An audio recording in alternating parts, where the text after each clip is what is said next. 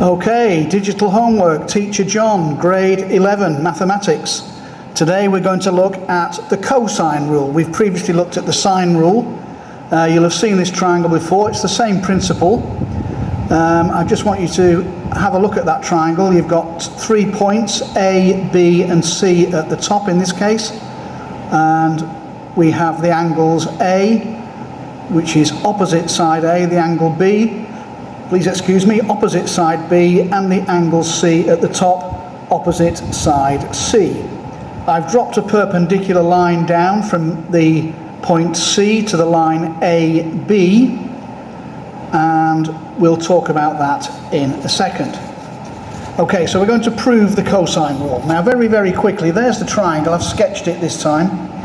Now using Pythagoras, if that blows over I'm in trouble, using Pythagoras, small triangle on the left hand side, I've called that, I've split the length C into x and C minus x along the bottom there, and according to Pythagoras of course we know that x squared, right angle triangle, plus h squared, the height, equals b squared, the hypotenuse, and I'm going to call that equation 1.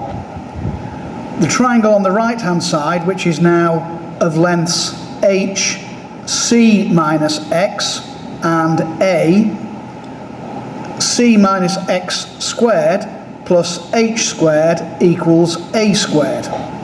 So we have two equations now, very similar looking, but they've both got these lengths h and x that we don't know the lengths of.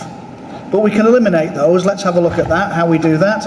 So if we subtract equation 2 from equation 1, b squared minus a squared equals x squared minus c minus x squared. The two h squareds disappear because h squared minus h squared equals 0. So there we go, that's the first line under the 1 minus 2. Then if we just expand that, b squared minus a squared equals x squared minus c squared minus 2cx plus x squared, minus x times minus x plus x squared. And oh what joy, because now the x squareds disappear. b squared minus a squared equals x squared minus x squared minus c squared plus 2cx.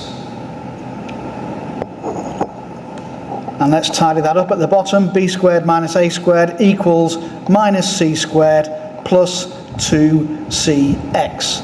Now we still have this term x, but we can get rid of that pretty quickly.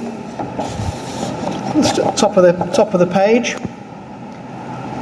That's how we left it. b squared minus a squared equals minus c squared plus 2cx. And let's go back to that left hand triangle again, which you may remember looked like that, with the length x along the bottom, the hypotenuse was b and the height was h. And we know from trigonometry that the cosine of angle A is the adjacent side over the hypotenuse, which is x over b. So therefore x equals b cos A. So we can slot that into the equation and we end up with b squared minus a squared equals minus c squared plus 2bc cos A. And let's tidy that up because there's lots of minuses all over the place.